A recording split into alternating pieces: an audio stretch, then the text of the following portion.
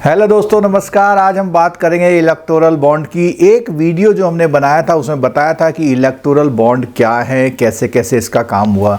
Supreme court के decision के बाद ये न्यूज़ काफ़ी चर्चा में आ गई और इस न्यूज़ के बाद एक हलचल सी मच गई है कि किसने पैसा दिया। 12,000 करोड़ से ज़्यादा पैसा आया, आधे से ज़्यादा पैसा 6,000 करोड़ से ज़्यादा पैसा भारतीय जनता पार्टी को मिला। 1400-1500 करोड़ रुपये जो है इंडियन नेशनल कांग्रेस को मिला और ऐसे ही बहुत सारे जो ये पार्टियां हैं इनको चंदा मिला।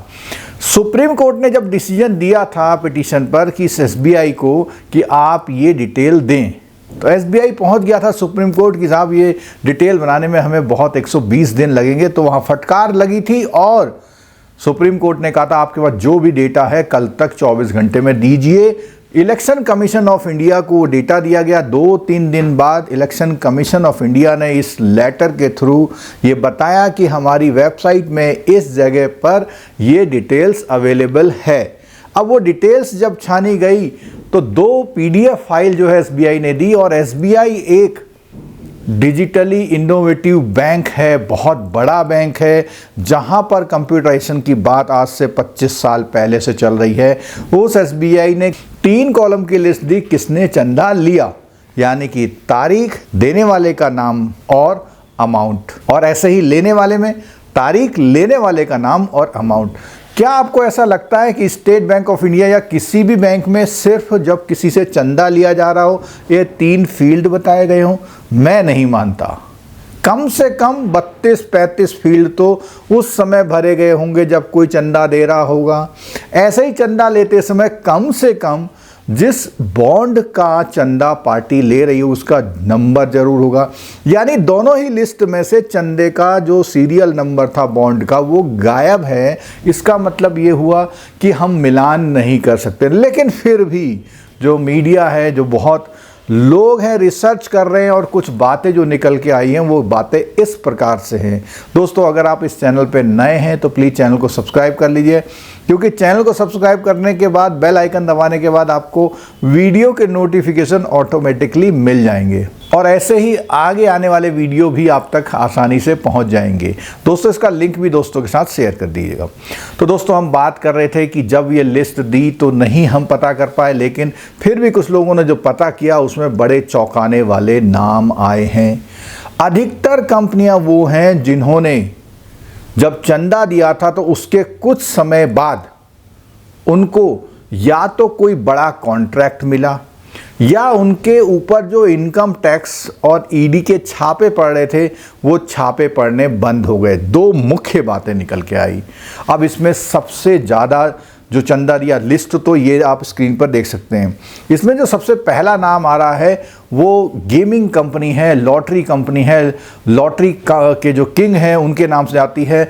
सबसे ज़्यादा चंदा दिया उनको। ये कहा गया है कि सिक्किम सरकार को करीब 900 करोड़ का चूना उन्होंने लगाया था कि जो लॉटरी के टिकट के प्राइसेस थे उसमें कुछ घपला करके वहाँ उस पर जो है केस हुआ था, तो उसके एवज में ये चंदा दे करके अपने केस को हल्का करने का आरोप लगा है।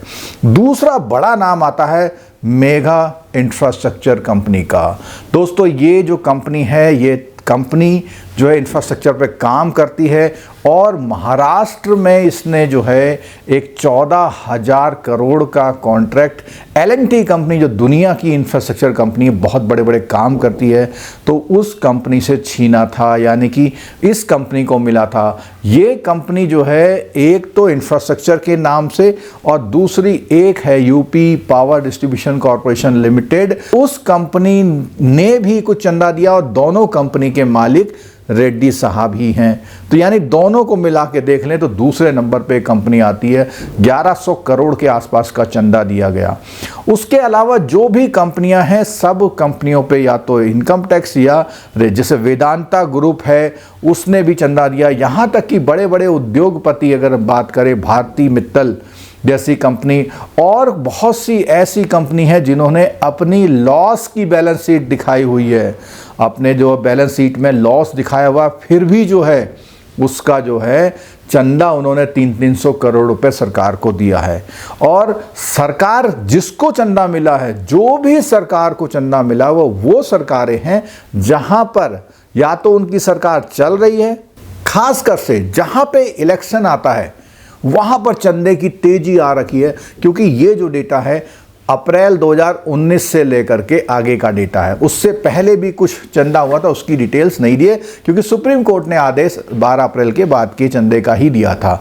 और इसमें जो मेन जो बात निकल के आई वो ये निकल के आई, इतना बड़ा चंदा, अरे इतना बड़ा पैसा देते तो कोई एक हॉस्पिटल खोल देते, कोई कॉलेज यूनिवर्सिटी खोल देते, या कोई अपने नाम से किसी गांव में सड़क बना देते, या किसी गांव को गोद ले लेते तो ज़्यादा अच्छा होता है। क्योंकि ये जो पार्टियों को चंदा जा रहा है, डेमोक्रेसी के लिए ज़रूरी है राजनीतिक पार्टियाँ हों, और राजनीतिक पार्टियाँ इलेक्शन लड़ती हैं, उनको भी खर्चा चाहिए होता है, लेकिन एक एक इंसान द्वारा, एक एक कंपनी द्वारा इतना चंदा अगर दिया जा रहा है तो ज़रूर किसी स्वार्थ के दिया जा रहा होगा। और चंदा देने के लिए कंपनी एक्ट में अगर वो कंपनी लॉस में भी है तो भी चंदा दे सकती है। तो दोस्तों ये एक ऐसा माहौल बना है, अगर सुप्रीम कोर्ट ना होता, आरटीआई के दायरे में तो पहले ही इसको बाहर किया हुआ था, अगर आरटीआई के दायरे में होता तो पहले ही ये चीज़ उजागर हो सकती थी।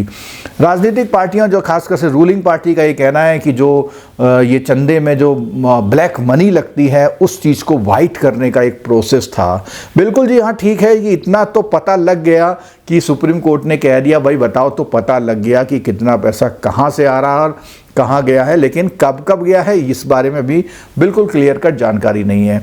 और इसमें जो स्थानीय पार्टियां हैं, अगर तृणमूल कांग्रेस की बात करें तो उसने भी बहुत बड़ा चंदा लिया है, जबकि जो इंडियन नेशनल कांग्रेस है वो राष्ट्रीय स्तर की पार्टी है, तब भी उसके बावजूद भी जो है जो राज्य स्तर की पार्टी है उसमें काफ़ी चंदा उसको मिला है। हम इस बात से बिल्कुल गुरेज नहीं कर रहे कि भाई कि चंदा क्यों दिया जाना चाहिए, लेकिन सब कुछ अगर ओपन रहे तो ये ज़्यादा आसानी होती है। अब जैसे जिन कंपनियों को बड़े बड़े कॉन्ट्रैक्ट मिले हैं, अगर उस समय ये जानकारी उजागर होती तो शायद जो कॉन्ट्रैक्ट में जो भी कुछ हुआ है वो वहाँ पर अगर कोई धांधली हुई तो उस समय करने वाले डरते, और अगर कर लिया जाता तो ज़रूर उजागर हो जाती।